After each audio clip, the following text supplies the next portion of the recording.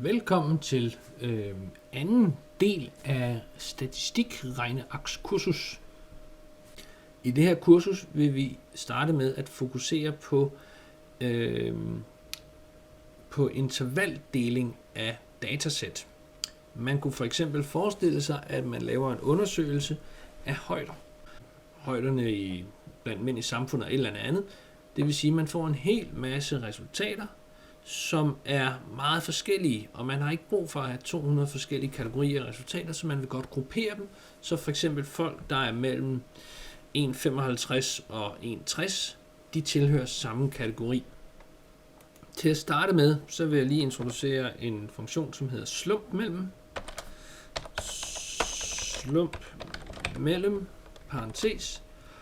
Og der siger jeg simpelthen, at jeg vil godt have nogle tilfældige tal, og jeg vil have et tilfældigt tal mellem, lad os sige, hvis vi siger, at den laveste højde er 156 cm, semikolon, og så den største højde er 1,90 meter, og parentes slut, så får jeg et tilfældigt tal i stedet derimellem. Dem laver jeg lige nogle stykker af. Og bum. Nogle flere stykker af. Sådan der. Så nu har jeg rigtig mange forskellige højder. Lad os se, hvor mange jeg har. Jeg tæller dem. Hvor mange er der her? Jeg har 196 forskellige højder imellem 156 cm og 190 cm. Jeg vil godt gruppere dem. Jeg skal starte med at finde ud af, hvilket grupperingsinterval jeg har. Grupperingsinterval. Sådan. Man kunne forestille sig, at det laveste måske er 155, og så vil den gå op til 160. Det betyder, sådan som jeg har sat de her tegn, betyder det altså, at over 155, det vil sige 155,0 så at sige, er ikke med, men over 155 er med, og 160 er med, men 160,1 er ikke med. Det er det, som de her parenteser, de her kantede parenteser betyder. Så det vil sige, at den næste skal så hedde 160 til 165. Så det vil sige, 165 er inklusiv, 160 er ikke inklusiv. Det vil sige over 160 til 165 inklusiv 165. Det kan jeg blive ved med et stykke tid dernede af, men fordi jeg skal bruge funktionen i regnearket til at tælle det her med, så vil jeg skrive det på en anden måde. Jeg vil skrive interval max. Og det vil sige, her har jeg maksimumintervallet på 1,60. Her har jeg maksimumintervallet på 1,65.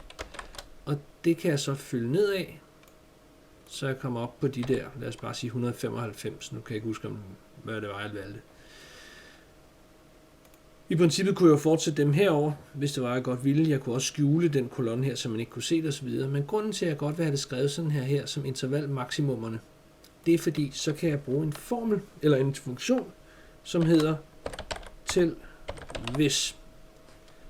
Og tæl hvis har vi brugt før. Men der er en ny evne i den, som I skal se. Så jeg skal tælle, hvis området her, semikolon, opfylder et kriterium, som hedder, at man skal tælle, hvis værdien er mindre end 160,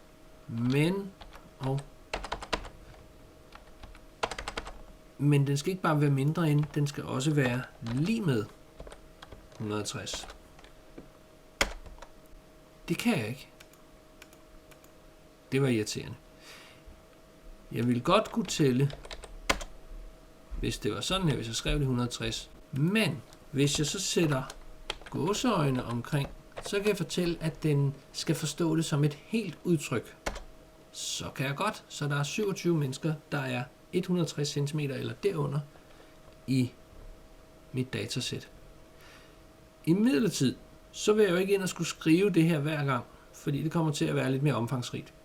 Så derfor vil jeg godt kunne bare pege på intervalmaksimummet. Men det kan jeg ikke.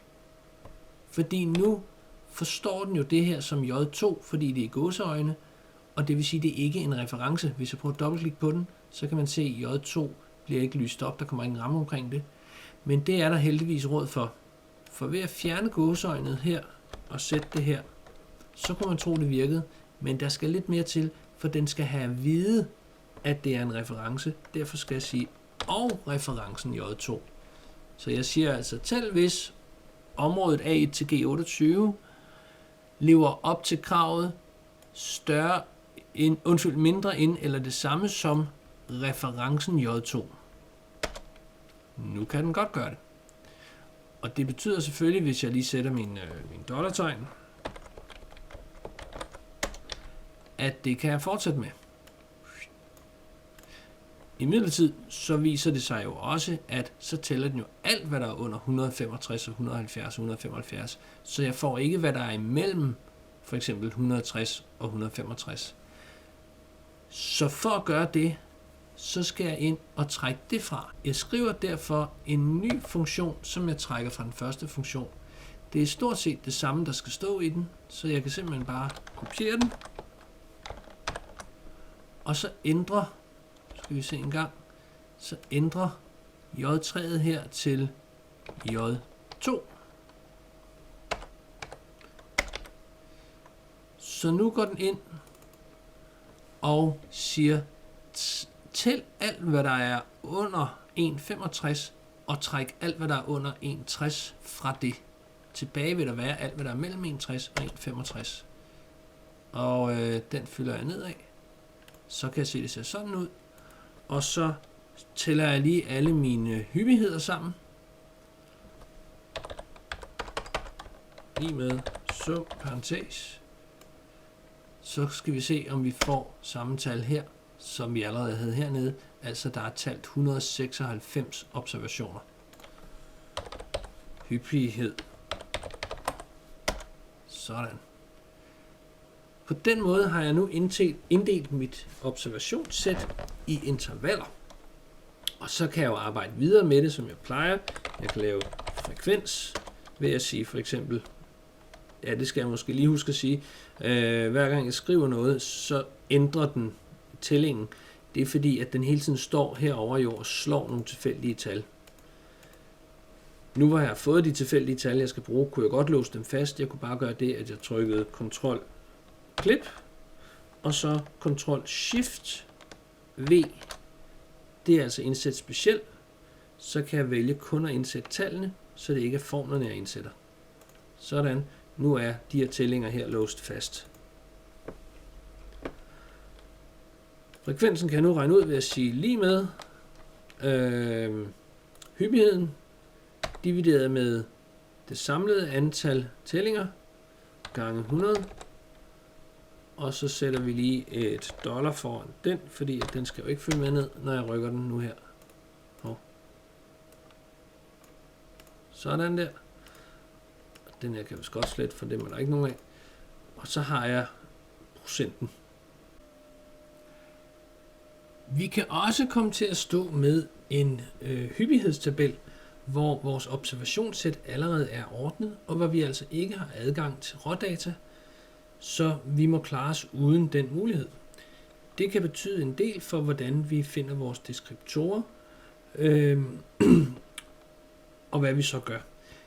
For det første, så kan vi se her, at vi har observationerne 1-6, det vil sige, at det svarer til, at der er blevet kastet en 6-sidet terning, og vi kan se, at den er blevet kastet 30 gange i alt, og resultaterne har fordelt sig 5 1'ere, 2 2'ere, 4 3'ere, 5 4'ere, 9 5'ere og 5 6'ere. Spørgsmålet er så, hvordan finder vi forskellige deskriptorer? Typetallet kan vi jo aflæse. Typetal, middel, mindste, første kvartil, median, tredje kvartil, max eller største værdi.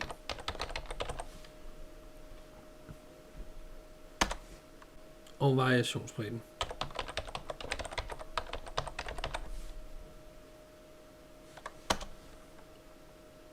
Jeg tror lige, jeg rykker dem en række ud. Sådan der. For så kan jeg lige gøre sådan der. Så er det lidt pænere. Godt. Typetallet kan jeg rimelig nemt aflæse ud herfra, for der kan jeg jo se, hvad er det for et tal, der er størst. Altså, hvad er der flest observationer af? Det er der 5. Middeltallet, den er straks lidt sværere, for jeg har ikke mulighed for at tage middeltallet ud fra datasættet, så jeg bliver nødt til at beregne, hvad middeltallet har været ud fra de her tal. Så det er, jeg laver en kolonne herovre, der hedder til middel, og så går jeg simpelthen ind og siger, jamen, antallet af ettere ganger med hinanden, og så ganger jeg antallet af 2'er, 3'er, 4'er, 5'er og 6'er. Så det vil sige, 5 6'er, det er i alt 30, 5 9'er, det er i alt 45, 4 5'er, det er i alt 20 osv. Den mængde kan jeg summere. Ja, det kan jeg faktisk vente med at gøre. Det kan jeg gøre hernede, så kan jeg skrive summen af de her observationer, parentes slut, divideret med mængden af observationer. Så kan jeg se, at der er blevet slået 3,867 i gennemsnit. Mindste observationen, det kan jeg nemt aflæse, det er en etter, for dem er der blevet observeret nogle af. Og største observationen, det er en 6'er, for dem har jeg jo også. Og for at finde de andre kvartiler, der skal jeg til at finde den kumulerede frekvens. Frik. Og det gør jeg jo faktisk ligesom jeg gjorde de andre gange. Jeg siger altså, at den første frekvens, det er den, jeg kender. Den næste frekvens, det er så den nye, altså den ud for det her, plus den gamle frekvens. Så summerer jeg efterhånden frekvenserne op. Og ender på 100, fordi så er alting tal. Og så kan jeg begynde at se, jamen min mindste værdi, den var der. Mit første kvartil, det er jo 25%, så der er vi altså op på en 3'er. Min median, det er 50%, så der er vi op på en 4. Og mit tredje kvartil, det er 75%, og det runder vi først på vej op til 5'eren her. Så det er en 5'er. Så kvartilsættet, det er altså 1, 3, 4, 5, 6. Og variationsbredden, det er jo så selvfølgelig lige med største minus mindste. Den er 5. Nu har jeg de deskriptorer, som jeg også havde før, men denne gang har jeg fundet alle deskriptorerne uden at bruge selve datasættet, kun ud fra hyppighedstabellen. Men der er jo altid et caveat. Hvis jeg har en hyppighedstabel til intervaller, så det vil sige, at jeg har grupperet observationer i nogle bestemte intervaller, så kan jeg jo ikke bare gå ind og sige 165 gange 5, fordi så får jeg jo de maksimale observationer i hvert interval som gennemsnit. Og det får jeg forkert resultat ud af. Derfor skal jeg i stedet for finde et intervalmidte. Og intervalmidten, det er jo midt imellem laveste og højeste, det vil sige i det tilfælde her, så er det fra 160 til 165, som vi kan måske huske, vi lavede den her 160 til 165 og videre ned, så det vil sige, at midt imellem de to intervaller her, altså bunden og toppen, der ligger 162,5. Fra 165 til 70, der må det så være 167,5. Og så fremdeles. Det fylder jeg lige ud sådan der. Så nu har jeg intervalmidterne, og så er det dem, jeg skal gange med hyppigheden. Så jeg skriver til middel, det er for at kunne beregne middel, er lige med intervalmidte gange hyppigheden.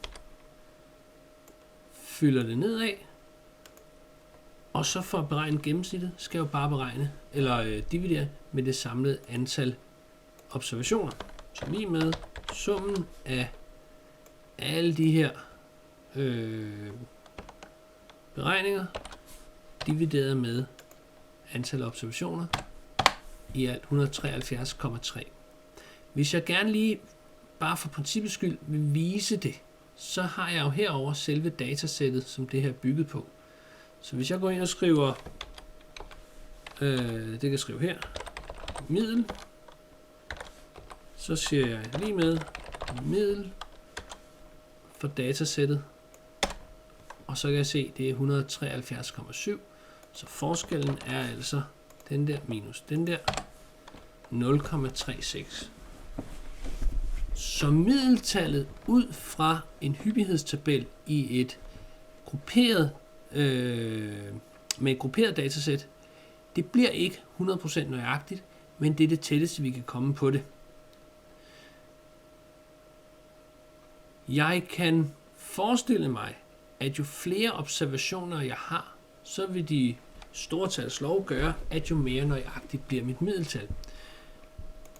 Derfor prøver jeg lige at randomisere alle de her tal, så jeg skriver lige med slump mellem parentes, hvad var det så, 160 semikolon 190, og den udvider jeg derud til og derud til. Så hver gang jeg trykker F9, så slår jeg nye tilfældige tal. Så her der kan jeg altså se forskellen på det faktiske gennemsnit og mit tilnærmede gennemsnit. Forskellen er ikke særlig stor. Jeg gør det flere gange. Jeg sagde noget med de store tals lov, så hvis jeg forestiller mig, at jeg har mange flere observationer, kan vi se, om præcisionen bliver større. Det har jeg allerede forberedt, så jeg går lige herned og fjerner nogle rækker. Så trækker jeg mit forberedte datasæt op, fordi så kan jeg se her, der har jeg middelværdien, den faktiske middelværdi for tallene, og jeg har den beregnede middelværdi ud fra hyppighedstabellen, og så har jeg taget forskellen her på middelværdierne. Så nu kan vi sammenligne 0,03 og 0,31. Så prøver jeg at lave nogle gentagelser af det. Nu kan vi se, nu er præcisionen størst hernede. Nu er det nogenlunde det samme. Nu er præcisionen faktisk størst heroppe. Og nu er den størst hernede. Og igen. Så vi kan altså se, at præcisionen er måske en smule større, når datasættet er større. Men det er ikke noget, der gør en stor forskel. Og i al almindelighed, så ligger det beregnede, det tilnærmede middeltal ret tæt på det faktiske middeltal. Som en afsluttende kommentar, så vil jeg bruge dette fine billede af, med en masse tal på, som eksempel til ligesom at vise, at det er vigtigt at fortælle, hvad man gør i regnearket, altså skrive titler og overskrifter osv. til de forskellige tal, man har. Jeg har lige talt jer igennem det og stået med musen og peget, derfor kan vi måske godt huske, hvad det er, de to celler her, de viser. Og her kan vi se, der står middel, men vi kan ikke se her, at det er summen af hyppigheder. Så det kommer man hurtigt til at glemme. Derfor vil det være en super god idé at skrive for eksempel, også selvom det bare er noter til en selv, sum af hyppighed ned under tallet her, og så kan man måske lige give det en eller anden farve, eller sådan der, så vi ved, at de to der, de hænger sammen. Og det her, det kan vi kalde for middel. Så ved vi også, de hænger sammen. Og så videre. Så om det er et regneark til en selv, er det godt at notere, hvad er det nu tallene betyder.